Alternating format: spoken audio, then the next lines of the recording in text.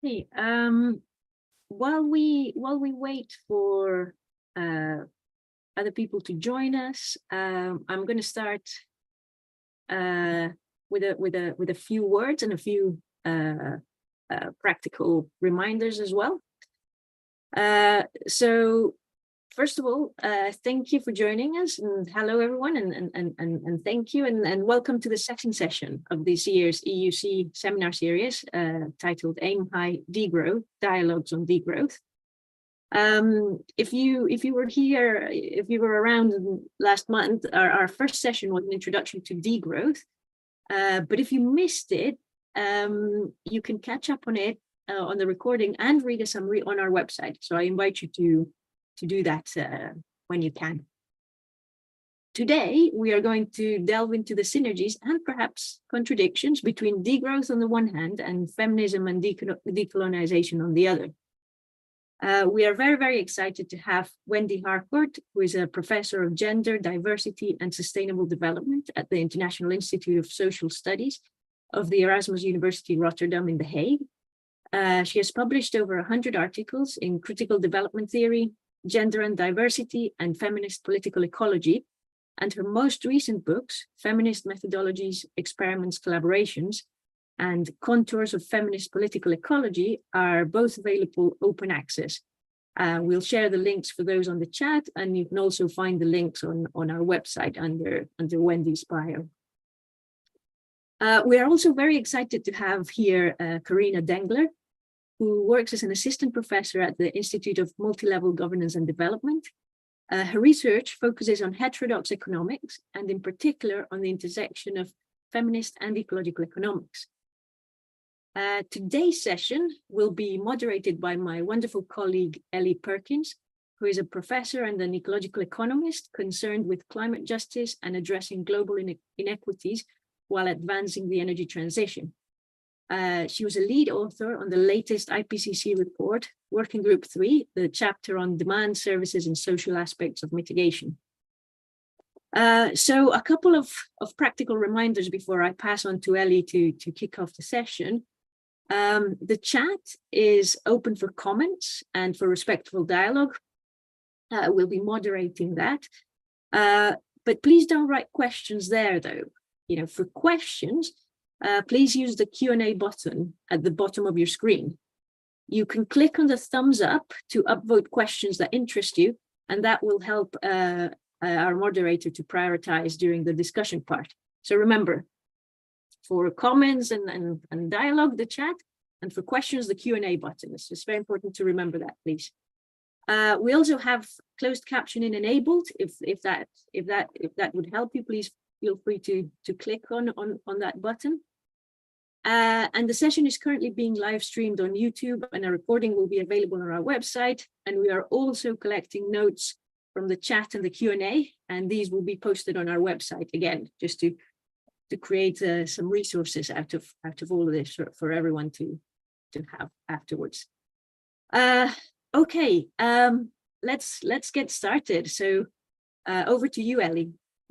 Lena, I think were you going to read a bio of Wendy's? Or did I miss that? I read a bio of Wendy's and Corinna as well. Oh, okay. All right. Sorry, I missed it. I was doing something else. Sure. Good. So I thank you, Lena, and all of the organizers of this session. And I would like to again welcome everyone who's here today. York University is situated on land that has been caretaken since time immemorial by several indigenous nations, the Haudenosaunee, the Huron-Wendat, and the Anishinaabe. The current treaty holders are the Mississaugas of the Credit and many First Nations, Inuit, and Métis communities now call Toronto home. This territory is covered by a peace agreement among Indigenous peoples called the Dish with One Spoon Wampum Belt Covenant, which foregrounds reciprocal responsibilities with all of creation, understanding the land as a dish to be shared and cared for with a spoon, not a knife, to preserve ongoing sustenance and life. Wherever you are, please take this opportunity to remind yourselves of colonial histories, affecting your location, which have violently disrupted Indigenous populations and governance systems, caused huge inequities among people, and contributed to the need for our webinar today about degrowth. I know that since you're here, you're already working on this. So the second piece of land acknowledgement is not just to acknowledge, but to take action to redress these kinds of inequities. And so I welcome you to our group of our community that's working on that, and to our discussion today. So Corinna, I guess you'll be speaking first. You want to share your screen and go ahead? Thank you. Yeah, thanks a lot for the invitation. It's a great honor to be here today with all of you. I'll just take a second to share my screen. And I will be talking today about, for the next roughly 10 minutes, about the feminist roots of and also feminist struggles within degrowth. And then afterwards, I hope that we can discuss and also go more into this intersection of feminisms and decoloniality. So to start, I want to start by acknowledging a book that Aaron, who was here with you in the last seminar, has co-written. The one below, The Future is Degrowth, A Guide to a World Beyond Capitalism. It's an introductory book to degrowth. It has a German predecessor, which was published in 2019. And what I particularly like about this introduction book to degrowth is that it distinguishes 7 forms of growth critique central to degrowth. So one, for obvious reasons, the psychological growth critique. And I think last seminar, you mostly dealt with psychological growth critique about there not being infinite growth on a finite planet, the planetary boundaries, and so forth. But they also state that there is a socioeconomic critique to growth, a cultural critique to growth, a critique of capitalism, a feminist critique of growth, a critique of industrialism, and finally, the North-South critique, which also links it to questions and struggles, for example, of extractivism. Why it would be interesting to go into all of these in the next minutes, I want to focus really on this feminist growth critique, which they categorize as a critique central to degrowth.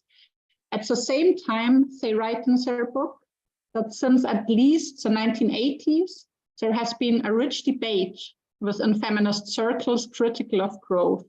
Yet, so feminists critical of capitalism have long discussed the problems of a society based on growth in their analyses and proposals, and continue to do so. These discussions were not always included or acknowledged in degrowth discourse. In lists of the intellectual fathers of the degrowth discussion, the mothers have often not been mentioned at all or only marginally. So against the background of this quote, I think for us as degrowth scholars, degrowth activists, it's necessary to really ask, what about the founding mothers? How does the feminist critique of science, of economics, and of growth facilitate a more profound understanding of the growth paradigm and its patriarchal character, as well as other structures of oppression? To ask us, what are the mechanisms of exclusion that are in play when these contributions are structurally forgotten, and how can we disrupt or overcome those mechanisms of exclusion? And also, what if we cleared this whole founding father things all together? So I think there has been such a rich set of scholarship at the intersection of feminism and environment that also Ellie and Wendy have been contributing to since decades that can be acknowledged here. Roughly, we can say that there are 6 streams. We can go back to the work in materialist ecofeminisms, which flourished especially in the 1980s, but also earlier works, for example, by Rachel Carson can be mentioned. We have the subsistence approach with the work of Maria Mies, for example. We have post-colonial ecofeminisms taking inspiration from Vandana Shiva or Wangari Maathai. We have feminist political ecology. We have feminist ecological economics and feminist new materialisms.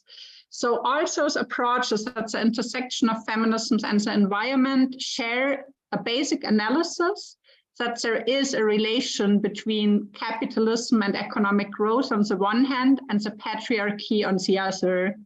And some recurring themes are really a critique of hierarchical dualisms.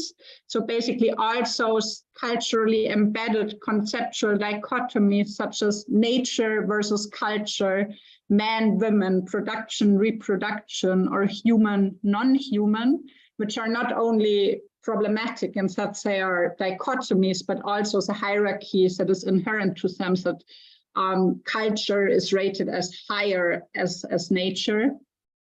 And also the second similarity is that also those approaches in one way or another highlight that some spheres in our current economic system, in the capitalist growth paradigm, some spheres are structurally excluded, devalued, and destroyed. And I think if I had to explain this in one simple metaphor, I would always use the iceberg metaphor by Maria Mies, an ecofeminist who died in the age of 92 earlier this year. And she wrote that growth was possible as long as capital accumulation or permanent growth was possible as long as huge areas of human and non-human production could be colonized. Women, nature, and the people and lands of Africa, Asia, and Latin America seem to have been the main colonies. What was more, these colonies were not only interconnected, but they formed the invisible underground foundation for the accumulation process. We used the metaphor of an iceberg where capital and wage labor forms a visible economy above the water, counted in GDP, where wage labor is protected by a labor contract, and where housework, work in the informal sector, work in the colonies, and nature's production forms the underwater part of this economy. So this analysis of an economy that constantly taps colonies underwater is something that I think degrowth can learn, and by now also has learned to some extent from feminist critiques of economics and growth. So if we look at feminism and degrowth today, and I'm now quoting again from the Futurist Degrowth book, the authors write that cis marginalization of feminist contributions has only changed in the last few years, and feminist arguments are increasingly integrated into the degrowth discussion, in great part thanks to feminist interventions and publications and at international degrowth conferences. And I think the first conferences where this happened on a bigger scale was the fourth International Degrowth Conference in Leipzig in 2014, where feminist principles were really like the organizing principles of the conference. And then the fifth International Degrowth Conference in Budapest, 2016, where FADA was founded. So later on, like there were more milestones, for example, the first conference in The Hague that really focused explicitly on the topic of care. But those were like the fourth and the fifth conference were basically the first ones where feminism played a bigger part.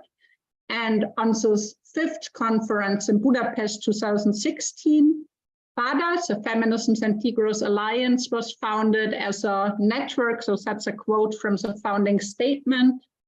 FADA is a network currently in form of a mailing list to unfold the common potentials of the two movements, so degrowth and feminisms, and to foster their alliance.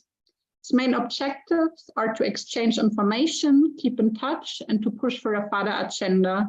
This initiative aims to encourage the reflection of differences, contradictions, and limits, and to explore and deepen convergences, potentials, and strategies of the alliance between feminisms and degrowth. And until this very day, FADA, like this mailing list is it's a very horizontal thing of where people organize on the mailing list interested in feminism and degrowth to organize feminist action, feminist tracks at conferences. One thing that has become quite famous was FADA's COVID statement, which 42 people, scholars and activists from the list have collaboratively written and published a statement that calls for the recognition, regeneration and strengthening of social and ecological reproduction of a caring economy that democratizes all dimensions of life, and for North-South solidarity, for example, for debt cancellation. And so this was one of the examples of collaborations in FADA.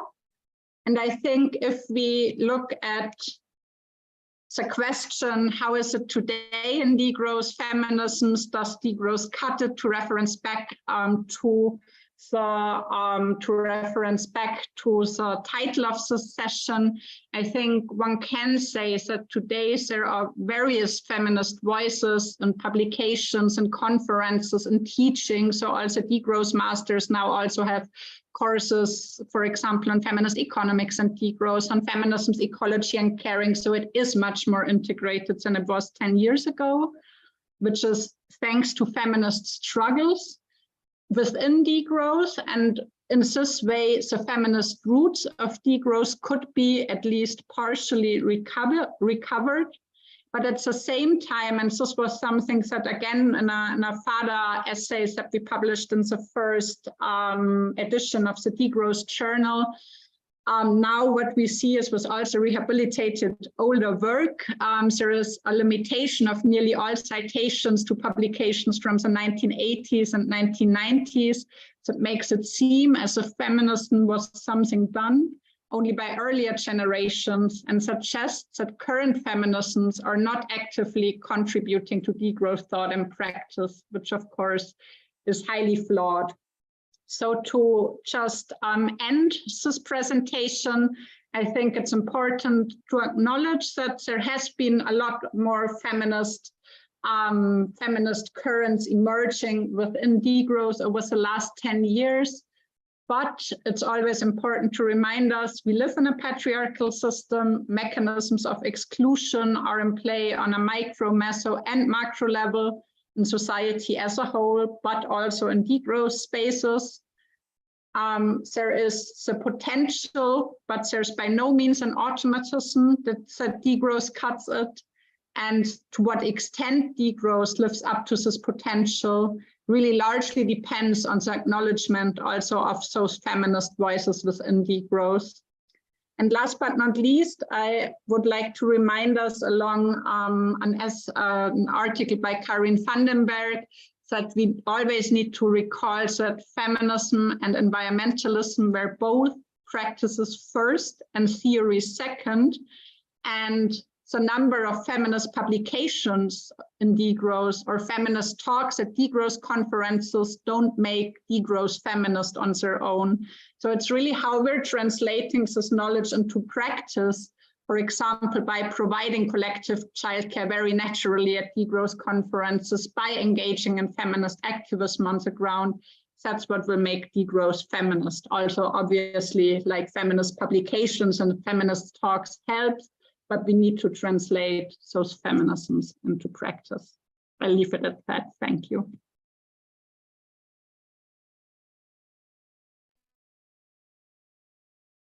Ellie, you're muted. Sorry. Corinna, thank you so much. I feel like your work and that of other young feminist degrowth activists is rapidly changing that publications scene. Thank you. And Wendy, over to you.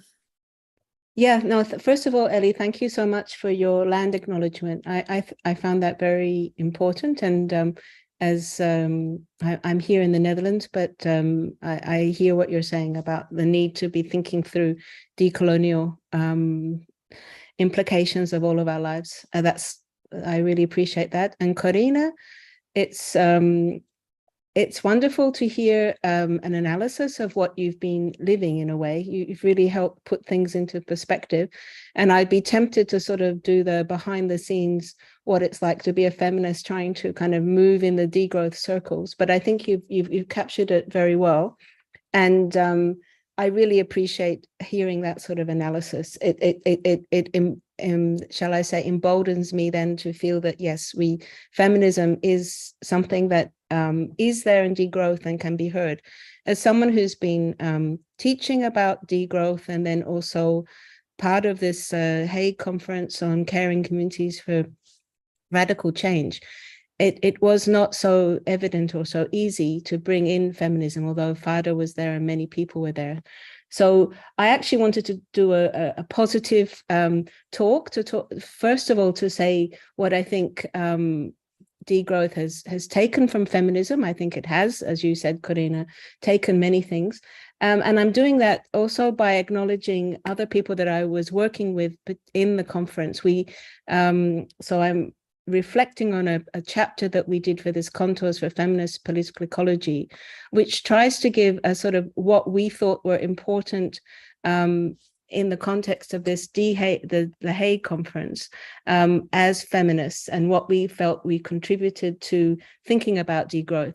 I have to say that the response at the conference was not as we would have hoped. It was seen as a bunch of feminists who were not really understanding degrowth.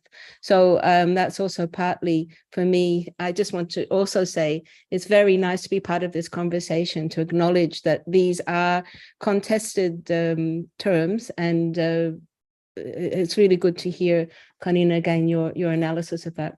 So my fellow authors were Stefania Baca, Giovanna Di Chiro, Elena Iengo, Panayota Kotsila, Sima Kokani, Irene Leonardi, and Chizu Sato. So we were a group of women from diverse places and positionings on degrowth, some Marxist feminists, some queer feminists, some anthropologists, a whole range of things that we were trying to understand what could we bring to this conference, which was called Caring Communities for Radical Change. And I would like to say, first of all, that we did see synergies, of course. That's why we were there. The project was very much, it was a 2-year project working with a lot of different people to create a conference like that. And it was, as Karijn Vandenberg, who you quoted, was one of the people working there as one of the young feminist environmentalists, for example. But for me, first of all, we saw the most important thing was that degrowth was not a passive critique, but rather an active project of hope. And it has built into it a desirable notion of the future. So in that case, we saw as feminism is that degrowth is a political process, and it's encouraging creativity and collective care from a horizontal way of organizing. And certainly the conference was organized in that way. And trying to open to new imaginations in terms of how we could think about climate resilience, flourishing life worlds, and very much grounded in interdependence and collectivity. And there was a practice behind all of that in the conference, and also how we wrote the chapter. I felt like you're right about founding mothers are not being heard, but at the same time, in terms of synergies, there are some important insights that some of the founding fathers, I don't know if we should really be using these terms, but some of the key people that people hear as degrowth. And I just wanted to quote Jason Hickel, because I think it's an important statement to say, once we realize we don't need growth, we are free to think much more rationally about how to respond to the crisis we face. And he was one of the people that here in the Netherlands has come and has really opened up degrowth to thinking with policymakers, etc. So I did also wanted to acknowledge that. On the other hand, I do feel there are quite a few disconnects, and the chapter that I'm speaking about in this Contours of Feminist Political Ecology, we're actually quite critical about some of the degrowth propositions, because at the heart of it, we feel that at least in that context of the conference and in the debates we had, the central issue of unequal power and privilege, especially who can afford to degrow, that is something we really we're trying to tackle.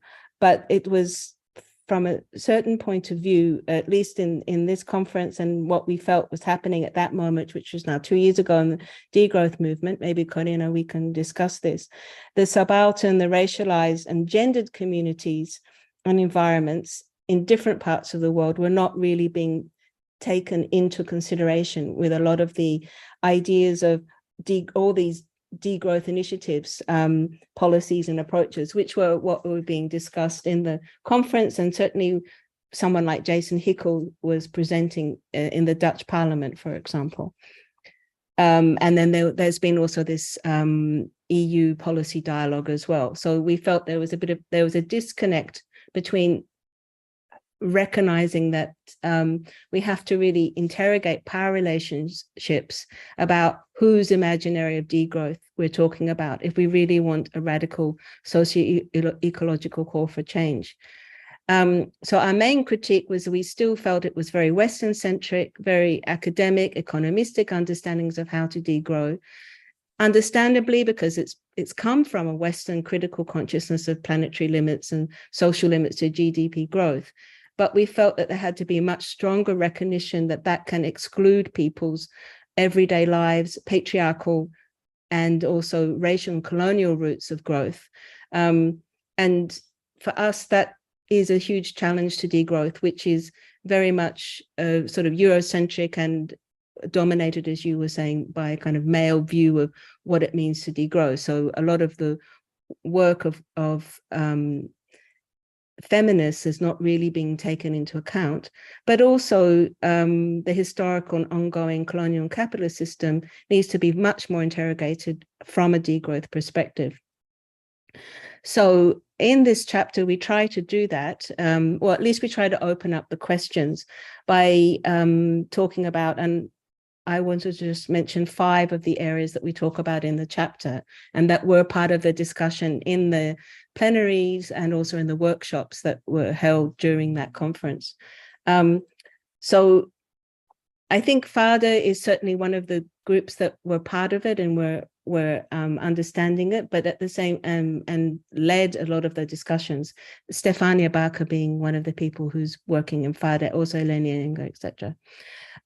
So first of all, I think it was trying to make sure that we understood degrowth wasn't just about shrinking the economy, but actually it was about resituating and revaluing care. So care is obviously caring communities for radical change. It has to be at the center of socio-ecological processes and actually a common value for degrowth and for a livable future. So we were asking that we theorize care in different ways that actually I think the degrowth movement hasn't taken up. The first way being the idea of gendered work of social reproduction, care as a form of commoning, care as looking after and providing for human and non-human others, and care as interspecies reciprocity and more than human relations. So in the chapter, we try to explore what are these kinds of caring practices and what kinds of communities can support this kind of radical social transformation, moving away from a very economistic view of what is degrowth, and also looking at how people are embodied and emotional beings, so that we need to look at that as much as the economic side of degrowth because of these complex and shifting relationships to the natural world and how they're embedded in place and shaped by the interactions of gender, race, class, caste, culture, and age. So care is a very central concept that we feel that degrowth picks up but doesn't make the absolute value. The other one was interspecies community. So the idea of really radically changing how human relations work with the environment and Earth, and to see interspecies community as part of the degrowth practice. And here we're looking at Diane Rochelot, Padina Nirmal's work, which is taking up both a feminist and decolonial perspective on degrowth, and the materially and ecologically rooted and culturally expanded idea of degrowth as a rerouting and a recommoning. So they actually refer to regrowth rather than degrowth.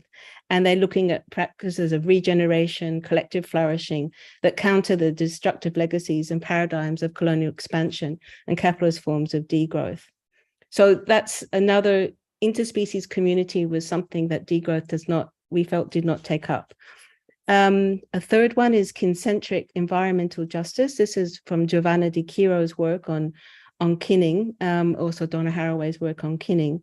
But the idea here is that you're building a movement that has an active, embodied approach that critiques critical connections in terms of the different life worlds we're building. And that means that we're not only talking about human relations, but also how we work with Earth others, and necessarily then challenging the culture of individualism and Western thinking, so that we really move our idea of what sorts of strategies we can do.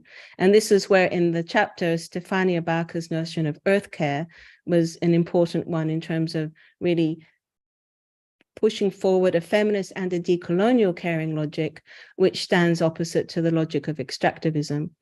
And I think this idea of engaging in earth care as a labor of environmental reproduction, which secure conditions for nature's regeneration, for the present and future generations, and for humans and more than humans, really pushes degrowth further, because it's also asking that we work with different forms of knowledges. And again, the earth care communities, not just human communities, but earth care communities must be central if we're going to make this shift towards degrowth. And finally, in the chapter, we looked at embodied degrowth. How do you embody degrowth? And again, we felt that this was important to understand how not only were human economies nested in more than human economies, but also we have very different bodies. We have to resist capitalism in different ways due to racism, ableism, transphobia, and homophobia. And this kind of economic violence and climate chaos is going to affect people differently. And we need to understand and unsettle these notions of ableness, gender, race, heteronormativity, if we are going to be able to move to degrowth. And we felt this was very, very much invisible, at least in the conversations we had with the people that we were putting together the conference.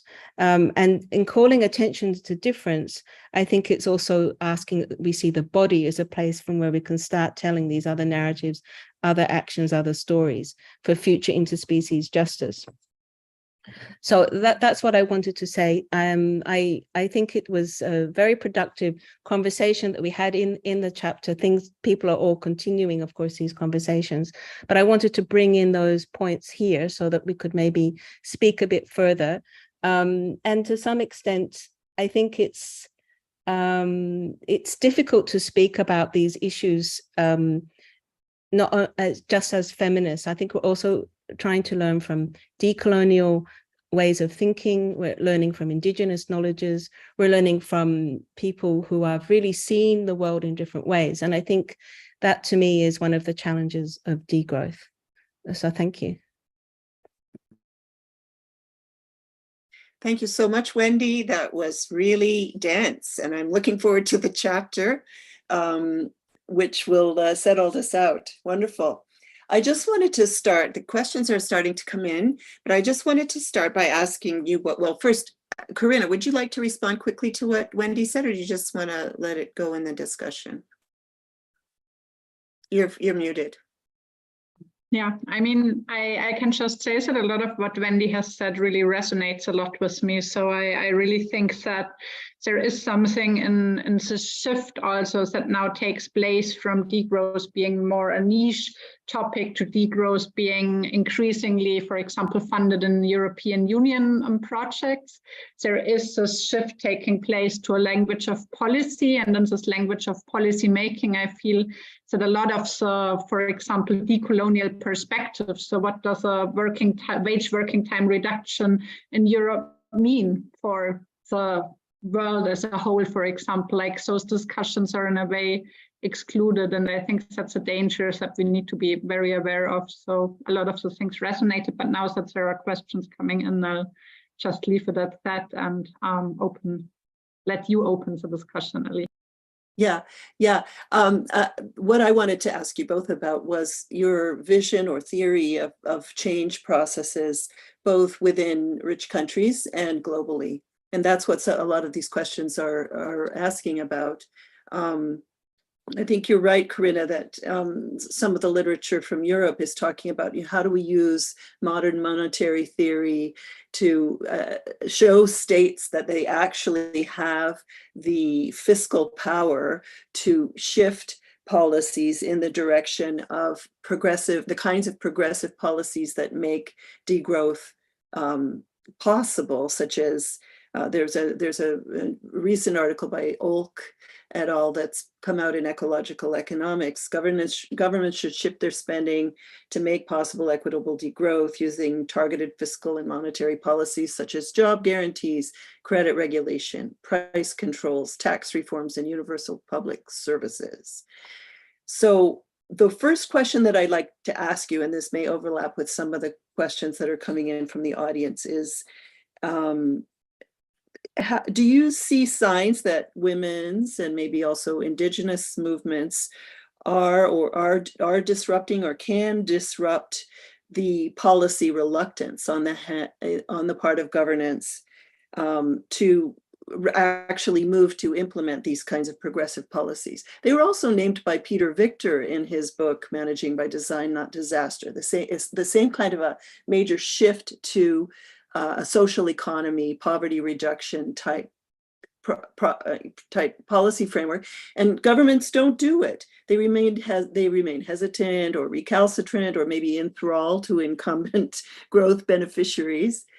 But can women's movements, let's say, do anything about this? Do you see any signs of that? Wendy, you first. Okay, thank you.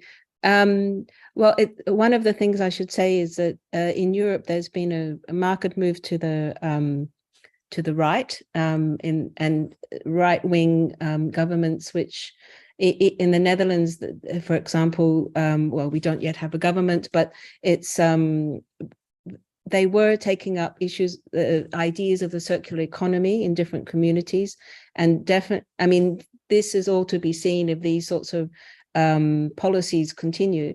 But what I see happening I live both in Italy and in the Netherlands, so I'm just reflecting on that, right? But I see women coming out much more on the streets, much more related to femicides and gender-related violence, and that seems to me where the issues have gone. That the struggle is to bring them into also thinking about other sorts of issues. 500,000 people on the streets in Rome, for example, a couple of weeks ago to protest about a killing of a student. But so to me, I think there is still a need to have conversations which bring that kind of activism, which is incredibly important, also into environmental justice issues. And degrowth, if we're going to use this word, doesn't cut it. People, it's in little communities, people talk about recycling, doing different things. But when at least we've tried to organize meetings, it's seen as not a feminist issue. I'm talking here about local communities' concerns about toxic water, about waste, etc. So I still think there needs to be a lot more clear discussion, and maybe the term degrowth doesn't always cut it in that sense, because it belongs to a very, as I said, economistic way of thinking, and the kind of appeal to environmental justice or the idea of ending violence against women and also the destruction of from industrialized capitalism is something that people don't make those connections on the ground. So maybe not such a hopeful response, because what I saw in the Netherlands was that there was this very high level academic policy debate, and then when you go to the local level, not so much interest in that. Corinna? Yeah, maybe adding to that, and maybe with a bit more of a hopeful outlook. I always like to phrase Arturo Escobar, who says that degrowth is basically only a fellow traveler in a way of other movements. So degrowth as a fellow traveler, for example, of environmental justice movements, which we see are very often led by women and LGBTQIA communities, due to the socialization, lifelong socialization into care, for example. And I think seeing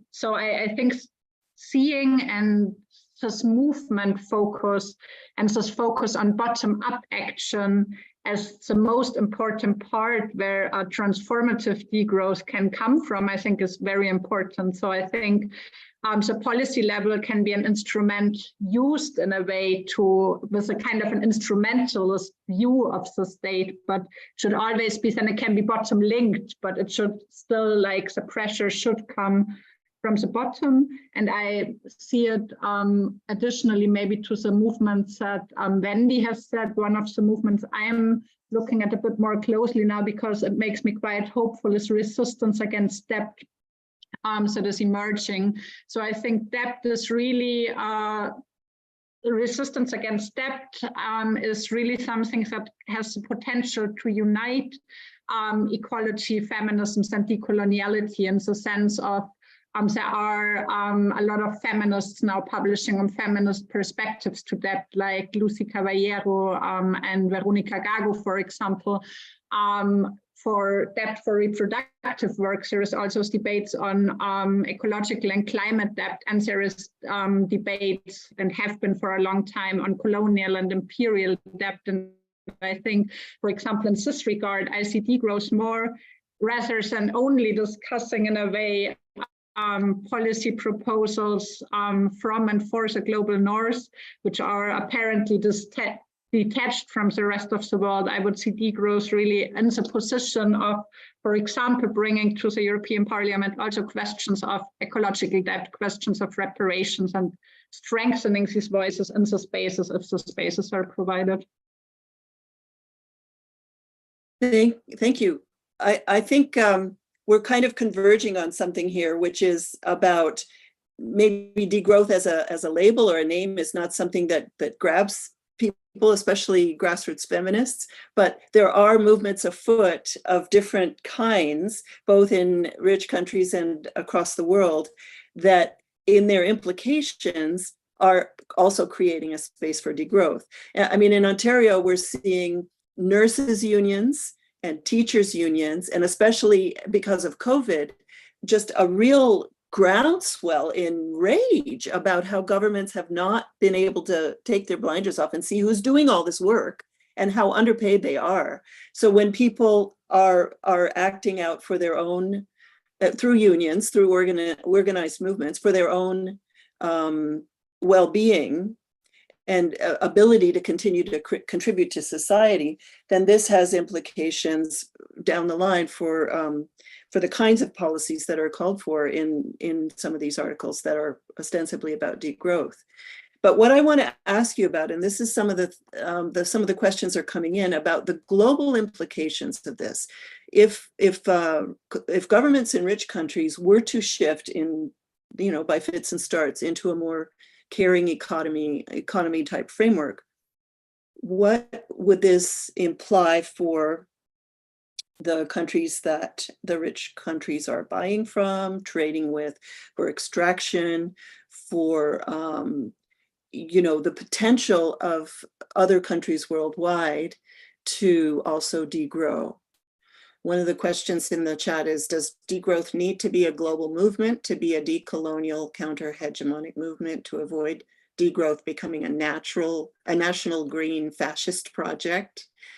And we also have a question, what role can degrowth concepts and ideas play in the field of international cooperation and development cooperation? Wendy, do you want to speak about that one? I can start the conversation about this. Also I can refer to Arturo Escobar's work on the pluriverse and thinking about there going to be this notion of the global. I mean, we need to maybe break that down a bit more and think about who is benefiting from some idea of the global.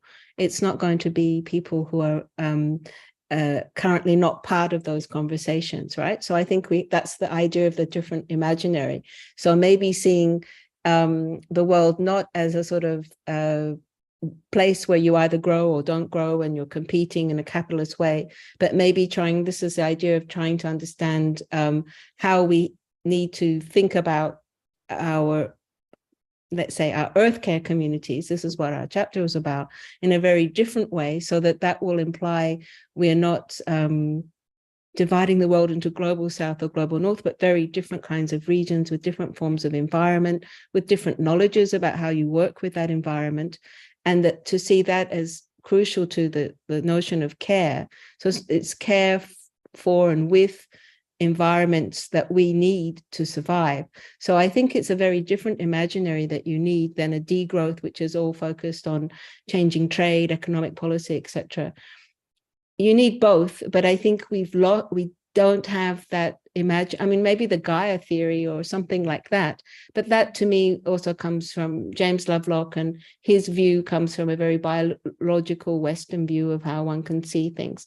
So I mean, just to start the conversation, I would say we need a very different imaginary that doesn't necessarily mean global in the way in which we're thinking about it, but more this pluriversal notion, and then the connections we can make that are symbiotic, that we need. We can't we have to understand the impacts of iPhone. I mean, we always go back to iPhones or the sort of new technologies. So that to me is one illustration of how we're still thinking in a technological, we need to communicate in this way, rather than trying to step back and think, well, maybe we need very different ways of connecting and communicating, and that's the way forward. And let's listen to knowledges which are not bent on technologies and on redistribution of the level of economic activity that we've got now. I know that's a bit of a vague answer, but I feel like we need to be pushing those sorts of imaginaries much more, because I think we've just seen what happens at COP, right? I mean, where are we going if we think that's the future? When we're going, so that's why I'm trying to suggest other ways of seeing as a strategy, as an important strategy. Yeah, thanks. Corinna, I know you have a lot of thoughts about this from your work in Latin America and elsewhere. But actually, I wanted to respond in a very similar way to what Wendy said. So when I heard, do we need a global movement for degrowth? My first thought was also like, no, we don't need a global movement for degrowth, but we really need this pluriverse that Wendy has now already mentioned. And I think the crux in this is really the connection points, and it's really building alliances in a very hierarchical world order at eye level. So I think that's really, and there I think feminism comes in again. I'm thinking about, for example, the work of Chandra Talpat Mohanty, Feminisms Without Borders, where she also really makes a strong case that we're, as decolonial feminists have continuously emphasized, we're not all sitting in the same boat, but still we, in acknowledging in a way that we're sit in very different situations here, we need to, instead of like fighting very distinct and fighting separate struggles, we need to see that there are global tendencies like global crises like climate change, there are global crises like the shift to the right that we've just heard.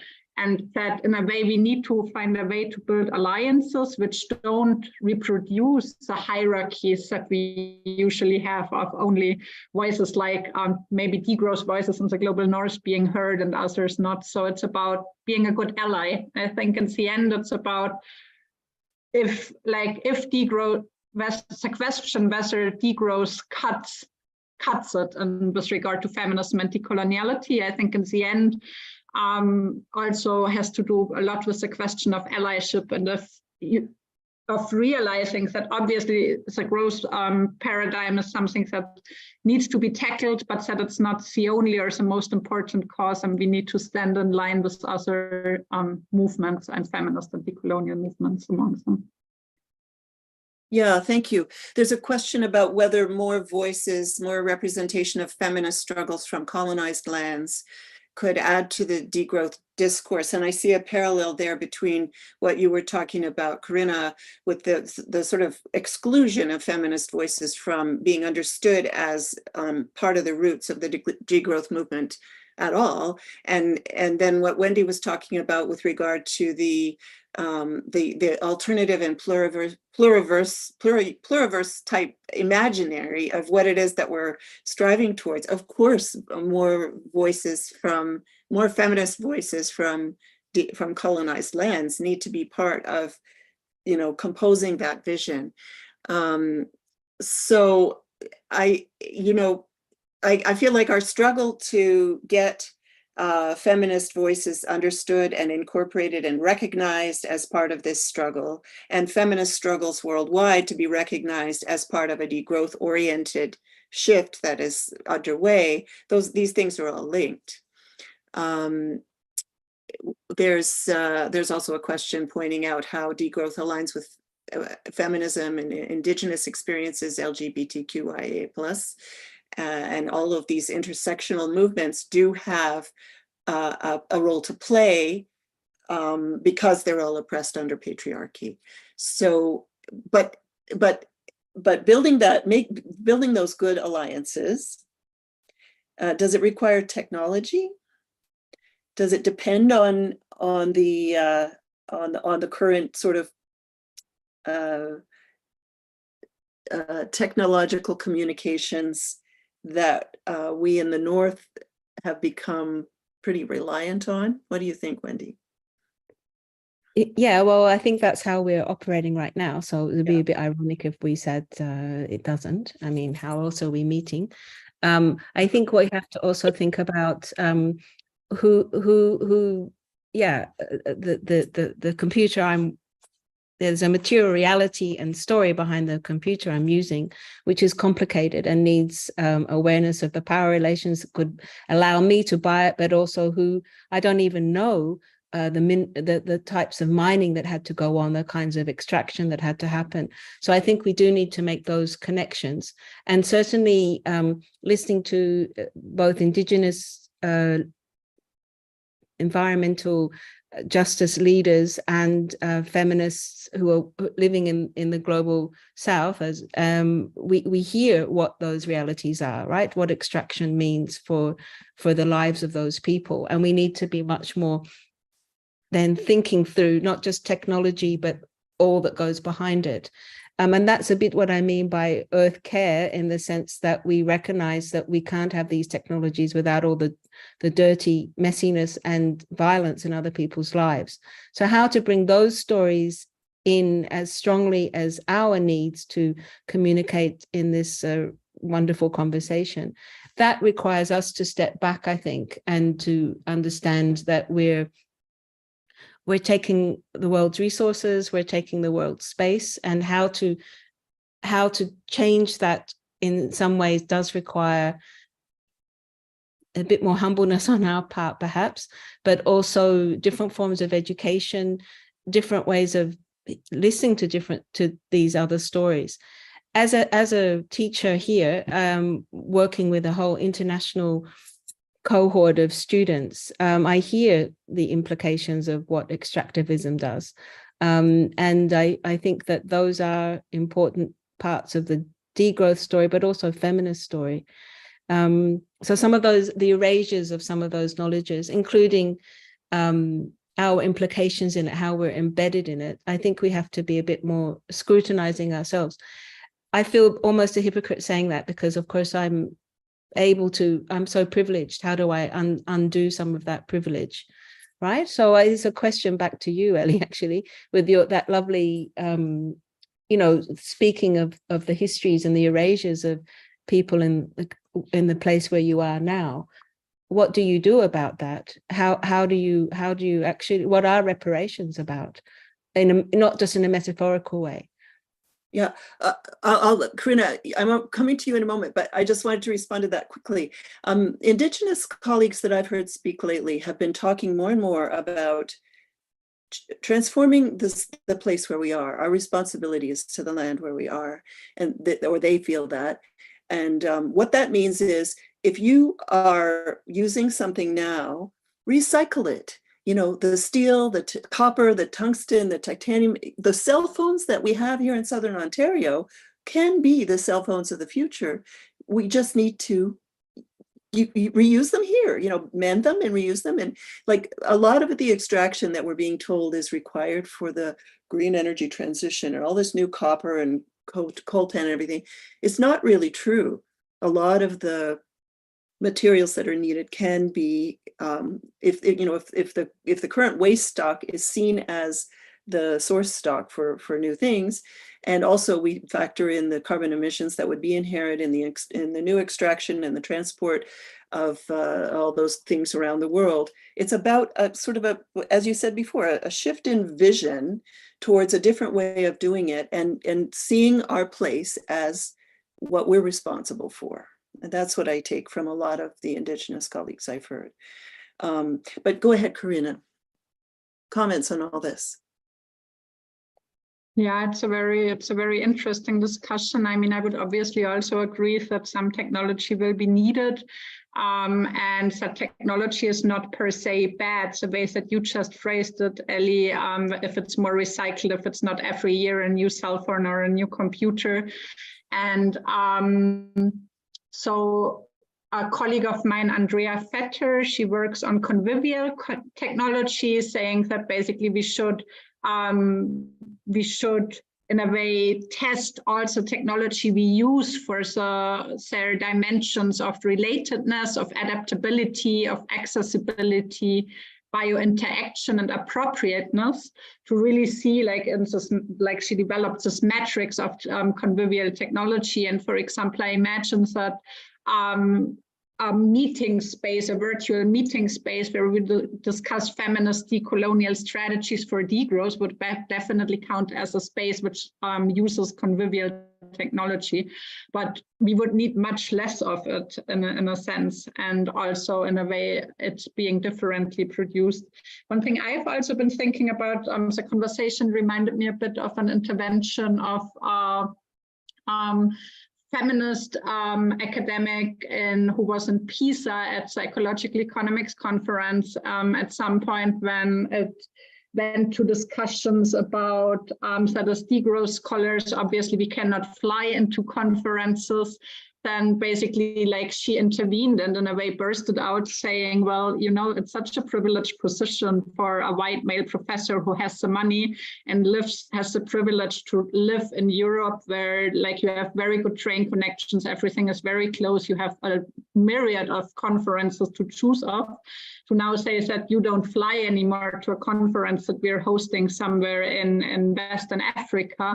And then on the other hand, us, in order to be part of the conversations, because of all the colonial plunder and all of the brain drains that happens, all of the question, who can publish open access and who can't, like all those mechanisms of exclusion, like if we then have to take the limited resources to fly in. So again, just to resonate what Wendy said, like how to, like if we say that unprivileging is an ethical imperative in degrowth, how do we start there? And I think, again, a lot has to do with acknowledgement, but also this material reparations and was trying to reverse those hierarchies wherever possible. Thanks, Corinna. Could you put in the chat or share somehow the link to that work on convivial technologies? Because I think that's really interesting. I know our time is almost at an end, but I'd like to answer one of the questions, one more of the questions that's in the chat. Do we have time, Lena, for one more? Yes, go for it, Ellie. Okay, it's about a little bit of a discussion here about what happened at the COP in regards to feminism and degrowth. Wendy, do you want to, you mentioned it, so.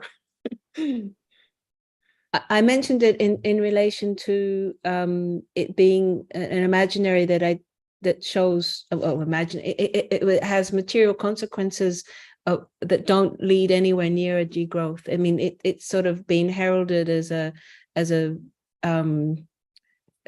something that has going to challenge fossil fuels, that is going to change the way governments operate. So I think I'm just saying that it's interesting because I was in another meeting here in The Hague, and several people from the COP were flying back and forth from Dubai to meet with us, and to tell us what it is we should be thinking about in relation to equity and development or something like that.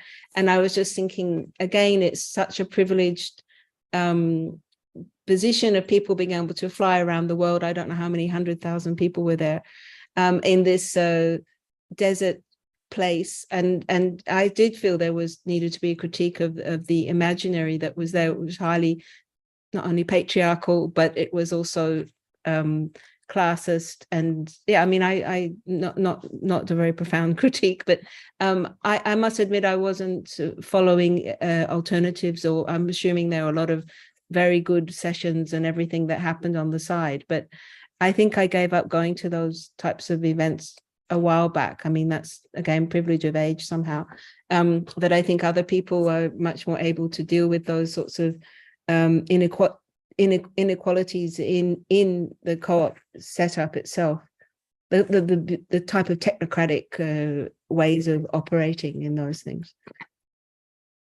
Corinna, any comments on COP? No.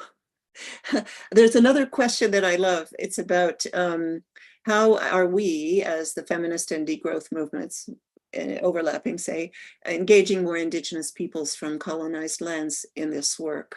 How are we working with Indigenous peoples? Corinna? So I think a lot of, well, I cannot say it for all feminists in degrowth scholarship and activism, obviously, but I myself, for example, have been very much inspired by a lot of the work of feminists in Latin America. So a lot of work on the sustainability of life, a lot of work on, so this whole idea, a lot of these ideas of common in care work, of collective forms of care work, have been inspired by decolonial feminisms, by communitarian feminisms, for example. And I think, again, that making those streams more visible in a way. So, for example, when I teach ecofeminisms, I teach courses on ecofeminisms, and it would be very easy to just go through books, and you find a lot of literature from the Anglo-Saxon world, and then you find some from the subsistence approach in Germany, and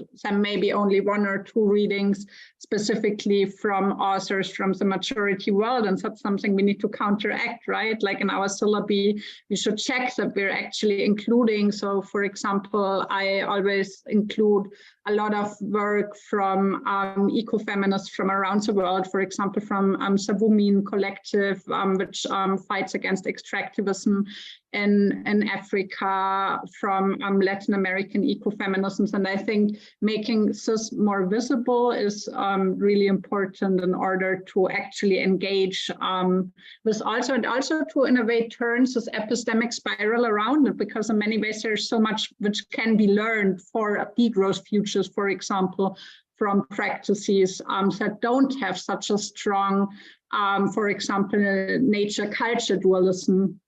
And that's what has been argued by a lot of people, that actually degrowth is a formulation that emerged now, for example, in Europe, but that actually many of those ideas resonated, have been preceded by other ideas like Wendy or Ubuntu, and really putting this in the center of degrowth debates. Even now that basically there is a shift towards more policy discussions, I think now it becomes also more important to try to live up to this. But I think this can be a starting point. Of course, in North America, Indigenous leadership on fossil fuel extraction and fracking and the tar sands and fossil fuel processing is at the forefront, and the settlers are falling in line. Settlers are helping to shut down the drains when necessary. I mean, if you sort of are there as an ally and follow where Indigenous leaders are leading, that's a big thing that people can do and are doing. Not just feminists and not just within any kind of degrowth thing, but general politically. Wendy, final words on? Well, I could just say, as we turned a bit to the education programs, I we're just starting a specialization on decoloniality and degrowth, working with Rosalba Casa and other colleagues, and working using indigenous texts. And in that Barcelona Degrowth conference, I was teaching with 2 other feminists, and we were teaching from decolonial texts in that sense. So there are these conversations going on. And I think you're right, Corinna, it's about changing the education, or if we're teaching, changing who we're responding, who we're referring to and who we're referencing, and also writing that way as well. And for me, yeah, I see in the chat about AI, I didn't even mention that, but I think there are some very scary, dark places that we also need to be looking into as well. But thank you. I think I think there's a lot of resonances between feminism and degrowth if we have these kinds of conversations, and we can teach differently and act differently as well in our different places. I think there is certainly ways forward, but for me, it's there are contestations that we need to also acknowledge as well, including not listening enough to majority world voices, indigenous feminists, etc. Very true. Opening the way for them to be raised up. Yeah. Lena, you've come on. I assume that means we're about at the end. Yes, sorry to break this very interesting discussion, but we are a bit over time. Yes, Ellie, do you want to say some closing remarks, or? Oh, I think it's been a great discussion, and I think it's very interesting to see yet again the points of connection, but also I've been noting down an agenda for myself, you know, of decolonizing our curricula, focusing on our own space and on what happens, you know, here in the majority world, in the minority world, but without neglecting the implications for the majority world too, thinking about that and trying to reach out to people there who can share their views on what those changes might be. We do need to collaborate globally. As Corinna said, we face global problems. And it's also true that one person can't know it all. A movement must be diverse and have allies in other places in order to prioritize carefully. Well, thank you, Ellie, for great moderation, and thank you so much, Corinna and Wendy, for your time and for sharing your thoughts and reflections around this. Hopefully the conversation can continue, and for everyone who joined us, thank you very much. And I was surprised that the session took us towards technology. Session 4, I think it is going to be all on technology and energy and stuff. So if you're interested in continuing the discussion around that topic, do join us for session 4. But for now, session 3 is all going to be about degrowth and the city. So if you want to hear about planning perspectives and housing issues from a degrowth perspective, please join us in January. And for now, just wishing everyone a good holiday season. And yeah, until next time, thank you very much. Thanks, Corinna. Thanks, Wendy. Bye. Wonderful. Bye. Thank you very much, Ellie and Corinna. Thank you. See you soon. Bye for now. Bye.